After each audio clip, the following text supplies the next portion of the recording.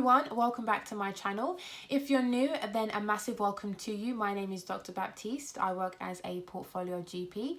Welcome back to the series, The Patient's Perspective. I'm back with another episode. In this episode, I'll be talking to Charlotte, who has been diagnosed with rheumatoid arthritis. She talks us through her journey from diagnosis to the present day. She talks about the impact of her diet on her rheumatoid arthritis and her flares. As always, if you enjoyed the video and want to see more, then make sure you give it a thumbs up and subscribe if you haven't already. Let's see what Charlotte had to say. I've always been an active person. It's always been really important to me. I think when I turned about 18, I sort of fell in love with exercise. It just made me feel so good. And throughout my 20s, I decided to take up rowing and used to enjoy competing in regattas up and down the country. So I was always sort of very strong and fit, enjoyed things like the 3 Peak Challenge, when you climb 3 mountains in less than 24 hours. So very fit and healthy. So you can imagine that when I first experienced the RA symptoms, it was very difficult time for me. And those symptoms started in April 2015, so about 6 years ago now, and it started in with my shoulder, my right shoulder. It was just a normal day. I was at home. I had a 5-year-old and a 2-year-old at the time, and my 5-year-old was at school, and it was a lovely spring day, and I had washing on the line which I needed to bring in before I did the school run, and I had niggles in my shoulder sort of throughout the afternoon, and when I tried to get the washing down, I couldn't lift my arm up. I just couldn't get it up. There was so much stiffness and pain in my shoulder, and I was like, well, I didn't understand it. I've never had anything like that before. And that morning I had lifted weights, which was quite a normal thing for me to do, and I didn't at any point I didn't sort of think, well, I've done something wrong, or it just was a normal sort of weight session for me. And but that's kind of what I put this stiffness down to. When I tried to get the washing off the line, though, I just couldn't get my arm up, and I couldn't get the washing down, and it was just a really hard work. And in hindsight, I should have just left it, but I didn't. I went on and fumbled through it, just sort of carried on with my day. I remember pushing my 2-year-old in the pram to school to collect my eldest son, and just pushing the pram, it just didn't feel right. But I just thought, oh, it's just one of those things, be gone tomorrow. Of course, it didn't just go. And that night, I was tired and I went to bed quite early. And I fell asleep for about an hour, but then woke up just in so much pain. I was in agony, absolute agony, and I'd never experienced anything like this before. So I think I lay there for about 3 hours, tossing and turning. I couldn't get comfy. I couldn't lie in any position. And the pain was just getting worse and worse. I was getting more and more anxious about it, didn't understand it. It was sort of red and hot, and I just didn't know what to do. So after a few hours, I woke my husband up and said, I think you're going to have to take me to A&E. And I'd never been to A&E for myself before. I think he knew for me to do that there was something wrong. Anyway, we got down to A&E, and they were quite baffled. They thought I had dislocated my shoulder because I was sort of holding it like this and just couldn't move it. They sent me for x-rays, and of course, it didn't show anything. They were baffled and sort of sent me home with naproxen. I went home, took those. They said they'd refer me to like a fractures clinic, I think it was. So I went for that appointment. It was a few weeks later, by which point my shoulder had died down, and I had this appointment. He got me doing all these wonderful things with my arms, and I seemed to have full movement back. And he was just sort of said, yeah, I think it's just one of those things, probably tendonitis, and just to carry on with your life as normal, and it probably never happen again. And so I thought, great, went away. And then about 2 weeks after that, I noticed my left foot, there was swelling on my metatarsals, and again I thought, that's strange. And then a few days later it was sort of underneath my feet, sort of around the balls of my feet, and I was kind of just thought, this is weird, but again I just thought it was something that would just go. And I'd also been given some trainers for my birthday not long before. I splashed out on some nice running trainers, and they were a make that I hadn't sort of worn before, so I was thinking maybe it's those trainers and that make, and that they don't suit my feet. I think when you start experiencing symptoms like this, a lot of people do sort of think there's why has that happened, and they think of some reason why it's probably happened. But anyway, shortly after that, it then started happening in my right foot as well. After a couple of months of the shoulder thing kept coming and going, and this swelling and pain was in my feet. And so after about 2 months, I went to my doctor, and he could see the swelling, and he thought it was probably tendonitis as well. So he referred me to physio for my shoulder, and just sort of kept going as normal, really. But of course, a couple of weeks after that, the pain was then in both of my hands and my fingers. Everything was getting quite stiff and extremely uncomfortable, and I was struggling with all sorts of things, like buckling my children into their car seats and their prams, getting them dressed, getting myself dressed. I'd wake up in the morning and my fingers would be all sort of stuck in funny directions, and I just couldn't. I had to sort of spend 20 minutes sort of kind of going like this to just try and get them moving and loosen them up. And I started to think, this isn't right, but still didn't know what was going on. And kind of basically within about 4 months from when I first had that shoulder pain, there was pain in pretty much every joint in my body. I think my elbows were about the only place that haven't really been affected by RA. But that's not to say that that's the case for everyone with RA. People do have it in their elbows. It just seems to be a place that I've been unaffected by. But yeah, it was in my knees, it was in my ankles, it was in my feet, my fingers, my wrists, my shoulders. I've even had it in my jaw a few times when I've been unable to eat because I couldn't open my mouth wide enough to be able to get food in between my teeth. And it's just the pain of it is just so painful, and particularly when you don't know what's going on, and the fact that it jumps around your body, it's really confusing, because you don't know how you're going to be from day to day. Like one day you could have pain in your right shoulder, your left knee and your right foot, and then the next day it could be in like 2 or 3 completely different places. And I started to think I was going mad. And it was at that 4-month mark that I went to the doctor. My husband took me to the doctor, and I was like a 100-year-old woman, and I'd gone from this really fit, strong person to some days I couldn't even get out of bed, and things like showering, washing my hair, because I couldn't get my arms up to wash my hair, couldn't lift your arm up to put deodorant on. Cooking had become really difficult, opening jars and using a knife, just basic stuff, holding a pan to fill it up with water. I just didn't have the support or the strength in my wrist to be able to hold a pan. I was having to hold it with 2 hands, which is just awkward when you're used to just being able to hold it in one, turn the tap on with the other, and things like that.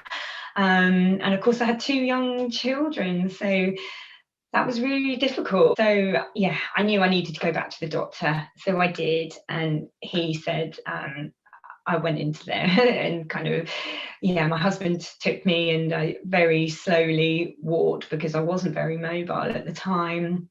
And he said, well, I said, I think I've gone mad. And I explained the symptoms, and he was very reassuring and said, you haven't gone mad. He said, this can happen.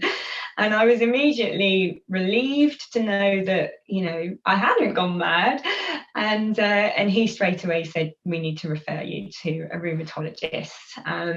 So, I'm very lucky. I've got an excellent GP, and he referred me to the rheumatologist. And again, I was extremely lucky because my husband's had private healthcare through the company that he worked for at the time, and that extended to the family. So I was able to have private healthcare, and I think within about 2 or 3 days of my GP referring me, I was had my appointment with the rheumatologist. Some people wait for months, and I was very lucky to kind of really get dealt with so quickly. And she could see all the swelling, and I had nodules on my fingers, and she listened to my story and examined me, and knew straight away that I had arthritis. In fact, I remember her exact words were, without a doubt, you have arthritis. We just need to find out which type. So she sent me off for blood tests, and I had ultrasounds, and of course all of these confirmed inflammation. And when my follow-up appointment the week after, she said, it's a clear-cut decision, like without a doubt, you have rheumatoid arthritis.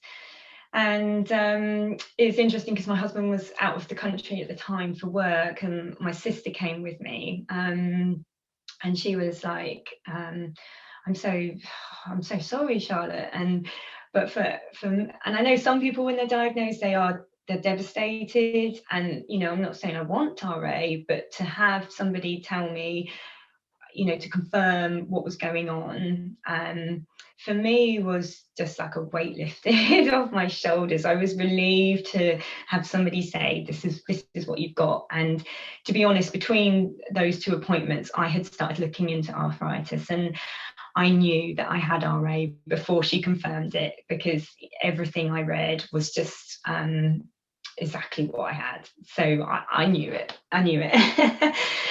So from that point, obviously, the rheumatologists are really keen to get you on medication. Their approach is to hit the disease like hard and to get it under control, so that you to try and avoid any joint damage. And I think, I was struggling to move, struggling to look after my children. I wasn't feeling, particularly in a great place mentally with it all. And I was quite happy I didn't really want to take medication because, I think in my past, I took a bit of paracetamol when I was in labour, had antibiotics once when I had tonsillitis, and, I hadn't really taken medication, like anything. Rarely took paracetamol, never needed to. So to be told that I was going to be on medication, like, serious medication for the rest of my life, most likely, I wasn't that pleased about it. But at the same time, I had to start getting on with my life again, and I had to be able to look after my children. So so she stuck me on steroids straight away, and that calmed everything down. And then I started taking methotrexate and hydroxychloroquine, and folic acid. And I had about 3 years where I was really unaffected by RA. The medication worked, and I got my life sort of back on track, and everything was fine. And I always, never really liked the idea of being on the medication, but equally, I couldn't carry on as I was. Within that time, the medication was decreased. I was only taking methotrexate as well. That got decreased, so everything was looking good. But then in 2019, I had quite a stressful year, and it all kind of came back. and medication got increased, and then I was on kind of more medication than what I was when I was first diagnosed. So that was a very difficult time. I was stressed. Life had gotten like really busy. My children, both boys, were a bit older. They were really into sports, and I was really busy taking them to different clubs, and like some evenings I had to try and get them to sort of like 3 different clubs, and was just sort of racing around all the time. And a few things were going on that was quite stressful for me. And then that kind of takes us up to 2020. Wasn't too bad at the beginning of 2020, but then I had this mammoth flare that went on from March to May. And obviously that coincided with the whole COVID pandemic kind of like hitting the UK. And that really stressed me out because I knew my immune system was compromised, and I didn't know how, what was going to happen if I were to catch COVID, and how sort of dangerous that was going to be for me. So I did start stressing about that. And some people had started taking their children out of school, and I was a bit like, I don't know whether I should be doing that. And I was sort of stood on the playground with loads of people, and was quite stressed about what I should have been doing. And I ended up taking my kids out of school, and fortunately I think the next day the government announced that schools were shutting, so that was a good decision, and they didn't actually miss out on too much. And so within that time, I got really stressed. I was worried about, were we going to be able to get food? I didn't want to go to the supermarkets, and I'd always had an online weekly food delivery, and it was starting hard to sort of get those slots and things like that. And we were homeschooling, and everything was quite stressful, as it was for most people. And I turned to food to comfort me. It's embarrassing, really, when I think about it. Like, I just ate so much chocolate and crisps and utter rubbish because I just thought for that brief moment whilst I was eating it, it made me feel good. And little did I realise quite how much it was fueling the flare, and how I was feeling, and the stress and everything. This rubbish that I was eating was just making me worse. And I remember like sending the kids out to play for a break, and with like fruit, and go and have some fresh air, run around outside, and I'd be like behind the kitchen sink scoffing like ice gems and ridiculous things like that. And the trouble with those sort of foods is that the more you have, the more you crave them, and then it's just a bit of a vicious circle, really. So anyway, I was eating rubbish, and this flare was going on and on and on. And one day in my inbox, this email came through from a local nutritionist, and she was doing an online workshop. And I thought, maybe I should do that, because I knew my eating habits had got a bit out of control. I just thought maybe this could help me. So I ended up signing up to it, and I did it, and it was just an hour workshop, and I absolutely loved it. And I just thought, wow, this is so interesting. Then just carried on and didn't really make any changes. I don't think I was sort of ready to at that point. But then she did, every Friday she did one of these workshops through the first lockdown, and I ended up doing 4 more about gut health and healthy eating habits, just different things. And I really enjoyed it. And after about the 3rd one, I thought, right, I need to make some changes here. And the first thing I did was cut sugar. And I knew I was eating too much sugary things. I've always had a sweet tooth, and where in the past I've generally eaten quite well because I enjoy cooking. So, most of my food is cooked from scratch. I'm not a big alcohol drinker. Fruit and vegetables I did eat. I didn't eat enough, but I was eating them. Didn't eat a lot of takeaways or fried food. So I kind of thought, my diet's not too bad. I exercise a lot. I thought I was going to live forever. And but the one thing I have always been guilty of is sugar. way too much sugar in my entire life, and I knew that it was getting a bit out of control, so I stopped sugar. And within about 4 or 5 days, this flare that had lasted about 3 months just lifted. It just disappeared. And to me, that was just like, wow. That was a real wow moment for me, just about how much that was affecting me. And it wasn't just the flare that disappeared. I felt less stressed and less anxious, and I felt much more in control of myself, and more like level-headed, and just able to deal with the situation so much better. Well, it kind of spurred me on to want to do more. And then I thought, okay, let's try eating more fruit and vegetables. So I did that. I had all this energy, just felt brilliant. And it was almost like I was 20 years younger. That's how I felt inside, and just felt really happy again, and had all this life to me that it just kind of been sucked out of me for the last few years with RA. I had about 5 or 6 months when I had no RA symptoms whatsoever, and I thought that was it. I thought I was never going to experience RA again. And it was gone from my life. But sadly, around October, it was a little bit of a stressful time for me, and I let sugar back into my life and started eating sugar again. And it started off with just a little bit, and then before you know it, you've kind of let it creep back in. Got in touch with this nutritionist, and started having some one-to-one sessions with her. And this has all happened really gradually. I've removed dairy and gluten, and I'm eating like fermented foods. I'm mostly eating plant-based. In fact, tomorrow will be, I set myself a challenge of 28 days of plant-based food only, and that tomorrow I would have completed it. So I'm not saying that people shouldn't eat meat, but it's something that I wanted to just experiment with and see if that made a difference. So things have been a lot better, and I've learned a lot, and I think that's when you go on these journeys, you will learn and you will make mistakes, and that's part of it.